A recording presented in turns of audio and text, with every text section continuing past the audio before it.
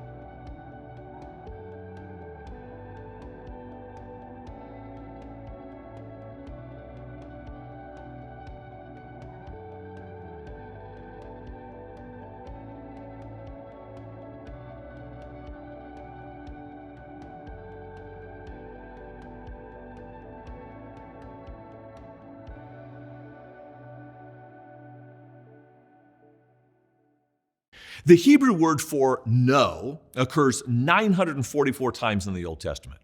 And like a lot of words, it has these various shades of meaning. Sometimes it's knowledge gained by your mind, and sometimes it's by experience, and sometimes it's just by the physical senses of touch. There's a synonym of knowing that means to discern. Another one that means to recognize. So what does this word know mean? Let me give you the three ranges of meaning. The first is how you know in your head, cognitively. It's discernment that comes through contemplation. You know, to think about something. Genesis 3:5 says to know good and evil. That's this contemplation kind of knowing.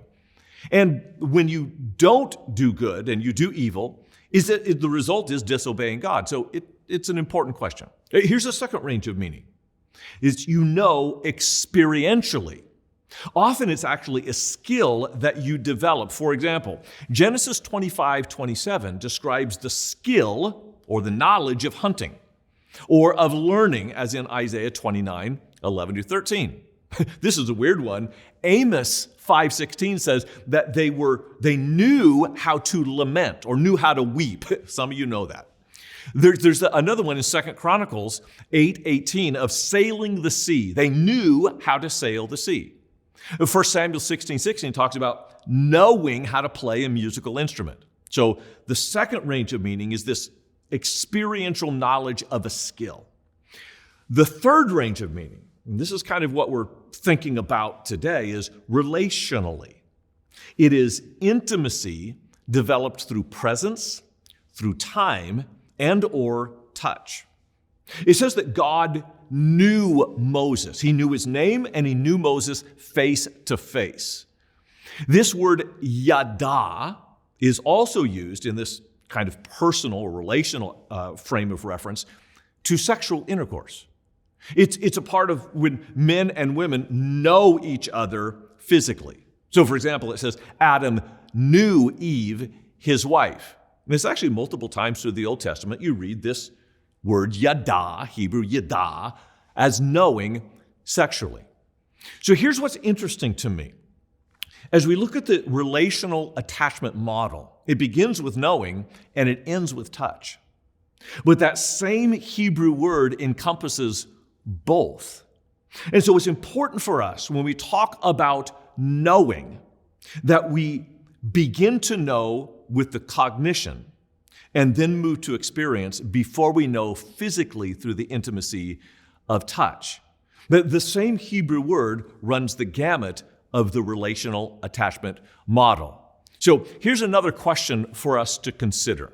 In your opinion, what are some of the best ways to really get to know someone?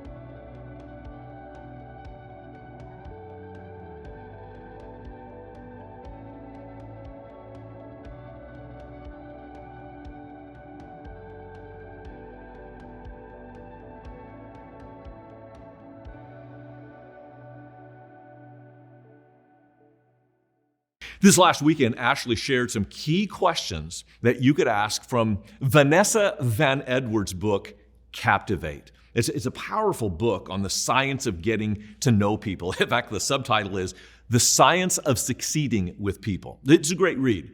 I'm not going to go back over those questions, but I'm just telling you, you ought to go back and listen to the message again, or if you haven't heard it, listen to it a first time, and pick up some of the questions that are helpful discussion starters to actually get to know people better, where you work, where you play, at family reunions, and over a romantic date with your spouse.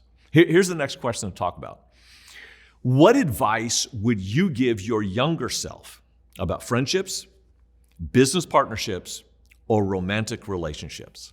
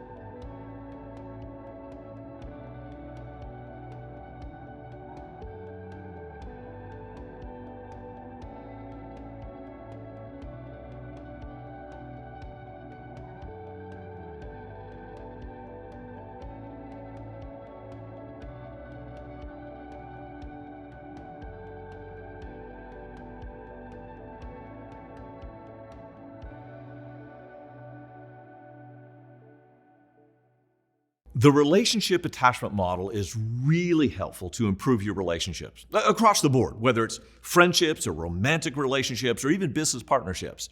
And often, when you skip some steps, it leaves a gap in your relationship. So remember, the model is simple.